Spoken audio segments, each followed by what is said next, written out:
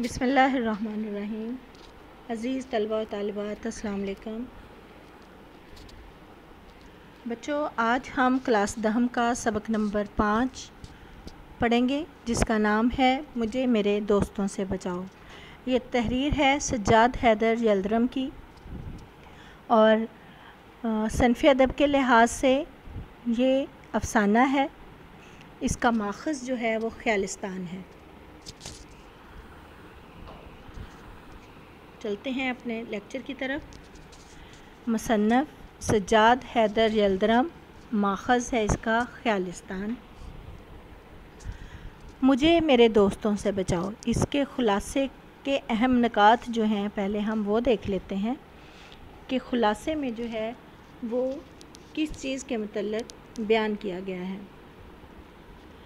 سب سے پہلے مصنف جو ہے وہ لکھتے ہیں کہ ایک دن وہ دلی کے چاندنی چوک سے گزر رہے تھے کہ ان کی نظر جو ہے وہ ایک فقیر پر پڑتی ہے، جو کہ تقریر کر رہا ہوتا ہے اور لوگوں کو اپنی حالت زار جو ہے وہ بتا رہا تھا۔ اس کا انداز مجھے اس قدر پسند آیا، مصنف کہتے ہیں کہ اس کا انداز انہیں اس قدر پسند آیا کہ اس کے الفاظ سننے کے لیے وہ وہیں پر ٹھہر گئے۔ اس کا قد درمیانہ، جسم موٹا تازہ، چہرہ ایک حد تک خوبصورت تھا۔ وہ صدا لگا رہا تھا کہ بھائیو، خدا کے لیے مجھ بد نصیب کا حال سنو۔ میں آفت کا مارا 7 بچوں کا باپ ہوں، غریب الوطن ہوں، میرا کوئی دوست نہیں ہے۔ میں بھیک نہیں مانگتا، میں یہ چاہتا ہوں کہ اپنے وطن چلا جاؤں، مگر کوئی خدا کا پیارا مجھے گھر نہیں پہنچاتا۔ فقیر تو یہ کہتا خیرات لیتا ہوا آگے بڑھ گیا، مگر اس کی صدا سے میرے دل میں چند سوالات پیدا ہوئے، اور میں نے اپنی حالت کا مقابلہ اس کی حالت سے کیا تو میں نے بہت سے امور میں سے خود سے بہتر پایا۔ درست ہے کہ میں ملازمت، تعلیم، لباس میں فقیر سے بہتر ہوں۔ وہ حسرت سے کہتا ہے کہ میرا کوئی دوست نہیں، جبکہ میں حسرت سے کہتا ہوں کہ میرے اتنے دوست ہیں، اس کا کوئی دوست نہیں۔ اگر یہ سچ ہے تو اسے مبارکباد دینی چاہیے کہ جسے وہ مصیبت سمجھتا ہے دراصل وہی اس کے لیے نعمت ہے۔ جی، احمد مرزا جو ہیں، انہوں نے سوچا کہ کتنا میں خوش قسمت وہ آدمی ہے کہ جس کا کوئی دوست نہیں ہے، جو میرے دوستوں کی طرح اسے 5 منٹ کی بھی فرصت نہ دے۔ یہ فقیر دن دہاڑے اپنا روپیہ لے جا سکتا ہے، اس کا کوئی دوست راستے میں نہ ملے گا، یہ نہ کہے گا کہ بھائی جان پرانی دوستی کا واسطہ دیتا ہوں، مجھے اس وقت ضرورت ہے، تھوڑا قرض ہی دے دیں۔ میں تو یہاں تک کہتا ہوں کہ اگر دنیا میں کچھ کام کرنا ہے اور باتوں ہی میں عمر نہیں گزارنی، تو بعض نہایت عزیز دوستوں کو چھوڑنا پڑے گا، جیسا کہ میرے ایک دوست احمد مرزا ہیں، جنہیں میں بڑھڑیا دوست بھی کہتا ہوں، نہایت معقول آدمی ہیں، اور میری ان کی دوستی جو ہے کافی پرانی اور بے تکلفی کی ہے، لیکن ان کا آنا بھوچال کے آنے سے بھی کم نہیں ہے۔ ٹھیک ہے، یعنی وہ دور سے ہی ان کے آنے کی جو ہے وہ مجھے خبر ہو جاتی ہے، ان کے شور مچانے سے اور ان کے کمرے میں آنے سے، دروازہ زور زور سے بجانے سے، اس طرح آتے ہیں جیسے کوئی آندھی آئی ہو۔ دوسرے دوست جو ہیں وہ تحسین ہیں، یہ بال بچے والے صاحب ہیں، رات دن انہی کی فکر میں رہتے ہیں، تیسرے پہر کے قریب ملنے آتے ہیں، جب میں کام سے تھک کر آرام کرنا چاہتا ہوں، ان سے ملنا بھی ضروری ہے۔ ان کے پاس باتیں کرنے کے لیے سوائے اپنی بیوی بچوں کی بیماری کے کوئی دوسرا موضوع نہیں ہوتا۔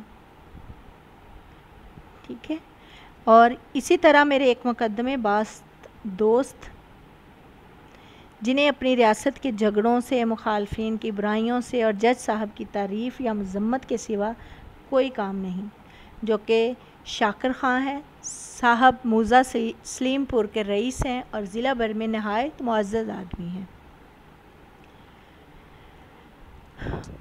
इसी तरह से इन्हें जो है वो लिटरेचर का शौक़ है। लिटरेचर पढ़ने से ज़्यादा लिटरेरी शख्सियात से मिलने का भी शौक़ है। सुबह नाश्ते के बाद जब मैं कमरे में आने लगा तो हुक्म हुआ कि आज ही से काम शुरू ना किया जाए, आज मछली का शिकार खेलेंगे। यानी उनके दोस्त जो हैं उन्होंने उन्हें दूसरी मंजिल पर किराए के लिए रहने पर कमरा दिया हुआ है, लेकिन वो इनके काम में अक्सर टांग अड़ाते रहते हैं, बिला वजह मुदाखलत करते रहते हैं। अहमद नगर के रईस राजा तालब अली से आज उनकी मुलाकात होती है। सैकड़ों हीलों से इस वक्त उनकी जान बच गई। वो उनसे मुलाकात करना नहीं चाहते थे क्योंकि मुसन्निफ़ जो हैं वो अपना वक्त कुछ अपने लिए बचाना चाहते हैं। कमरे में आकर वो मेज़ पर पड़े बेशकीमत सामान को देखते हैं, मगर इसमें जो इनके इस्तेमाल का सामान था वो इन्हें नहीं मिला और इन्हें अपना पुराना बक्स ही निकालना पड़ा और लिखना शुरू ही किया था कि शाकिर साहब के छोटे भाई जो हैं उनकी मश्क मौसीकी शुरू हो गई है, जो आधा घंटा तक जारी रही, जिसने मेरे ख़यालात जो हैं वो मेरे दिमाग से यकसर जो हैं वो क्या कर दिए हैं, गायब कर दिए हैं। इसी तरह से राजा तालब अली से मिलने के लिए जब नीचे बुलाया गया इन्हें, तो मेरी मिसाल जो है मुसन्निफ़ कहते हैं कि मेरी मिसाल इस अरबी घोड़े की सी थी जो हर दोस्त को अस्तबल से मंगवा कर दिखाया जाता है। अभी आधा घंटा ही काम किया होगा कि फिर खाने के लिए नीचे बुला लिया गया। चेहरे पर थकन के आसार देखकर मेज़बान बोले, क्या बहुत लिख डाला? देखो, मैं ना कहता था कि शहर में ऐसी फुर्सत और ख़ामोशी कहाँ।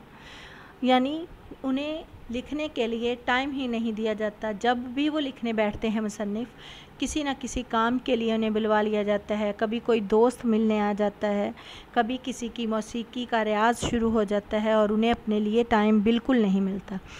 उनको उनके दोस्त जो हैं वो रहमत की बजाय जो हैं वो ज़हमत महसूस होना शुरू हो जाते हैं। खाने से फ़रागत पाकर जब वो वापस कमरे में ख़यालात फिर से जमा करके लिखना शुरू करना चाहते हैं कि फिर दरवाज़े पर दस्तक होती है और नौकर इतला देता है कि साहब बाहर गाड़ी में इंतज़ार कर रहे हैं, दोस्तों से मिलकर शाम को वापस आ जाएंगे। खाने के बाद बातें हुई। रात को दिन भर का काम देखता हूँ तो एक सफ़े से ज़्यादा नहीं देख सकता। दूसरे दिन दोस्त को नाराज़ करके वापस आ जाता हूँ। एक दोस्त हमेशा कर्ज़ मांगने के लिए आते हैं, एक दोस्त मेरी दावत करना चाहते हैं लेकिन अपनी ख्वाहिश को पूरा नहीं कर पाते। एक और साहब हैं, जब आते हैं अपनी ही कहे जाते हैं, मेरी तो सुनते ही नहीं। ये सब दोस्त मेरे इनायत फरमा और मेरी भलाई चाहने वाले हैं, मगर अपनी तबीयत का क्या करूं। साफ साफ कहता हूं कि इनमें से हर एक जो हैं उनके लिए मैं सिर्फ़ यही कह सकता हूं कि मुझ पर एहसान जो ना करते तो ये एहसान होता। तो ये थे बच्चों इस सबक के जो अहम पॉइंट थे कि इनमें किस तरह से उन्होंने अपने दोस्तों के मुतल्लिक़ बताया है। आइए हम इसकी तफसील पढ़ते हैं इस खुलासे में, जो कि हमने अभी आपको बताया भी कि सज्जाद हैदर यल्दरम जो हैं वो क्या करते हैं कि दिल्ली के चांदनी चौक में एक फ़कीर को देखते हैं जो कि तकरीर कर रहा होता है।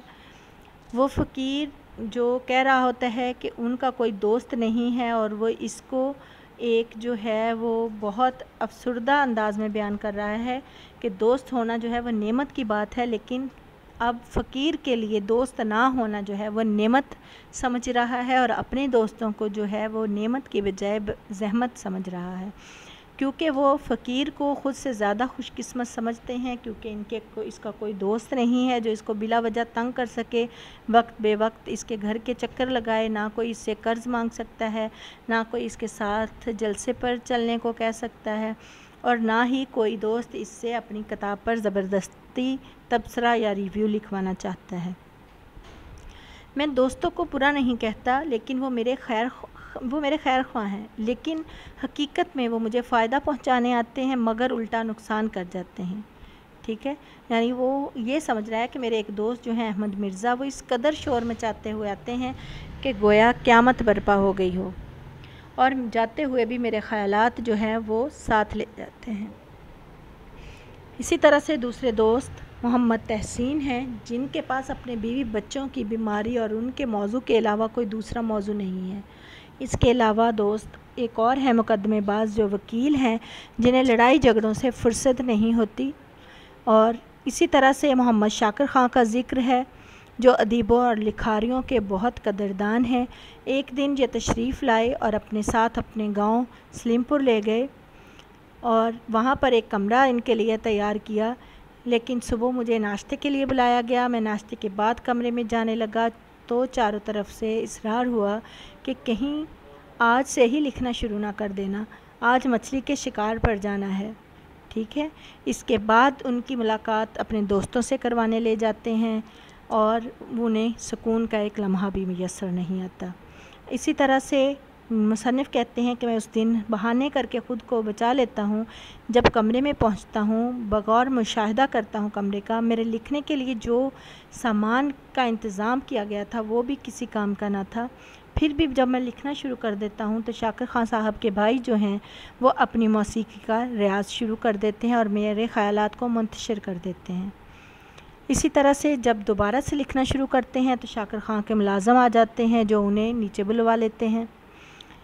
اسی طرح سارا دن ان کا یوں ہی گزر جاتا ہے، اور جب پہلا فقرہ جو شاکر خان صاحب ادا کرتے ہیں کہ آج تو دستے کے دستے لکھ ڈالے، میں نے کہا کہ کچھ بھی نہیں لکھا، تو ہنس کر کہنے لگے کہ بھائی اس قدر کثر نفی کی وجہ یا ضرورت کیا ہے؟ شام کو واپس آئے اور دن بھر کے کام کا جائزہ لیا تو ایک صفحے سے زیادہ نہیں لکھ سکے۔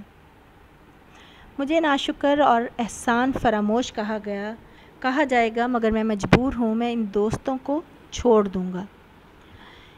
اس کے علاوہ بھی دوستوں کی ایک طویل فہرست تھی۔ مثلاً ایک دوست ہمیشہ ہی قرض مانگنے آتے تھے، ایک دوست ہمیشہ اسی وقت آتے جب میں باہر جانے والا ہوتا، ایک دوست میری دعوت کا سوچتے مگر کبھی کر نہیں پائے، ایک دوست آتے ہی سوالات کی بارش کر دیتے تھے، جب ان کو جواب دیا جائے تو خود اخبار پڑھنے لگتے تھے۔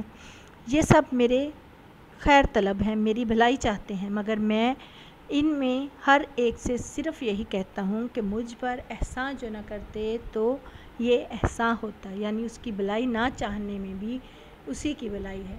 وہ اپنے دوستوں سے عاجز آئے ہوئے ہیں، تنگ آئے ہوئے ہیں، اور اسی لیے انہوں نے یہ سبق جو ہے اس کو یہ نام دیا ہے کہ مجھے میرے دوستوں سے بچاؤ۔ بچوں، یہ تھا ہمارا آج کا سبق۔ امید کرتی ہوں کہ آپ کو اس کی سمجھ آ گئی ہوگی۔ اس کے ساتھ ہی اجازت چاہتی ہوں، کل پھر نئے لیکچر کے ساتھ آپ کی خدمت میں حاضر ہوں گے۔ تب تک کے لیے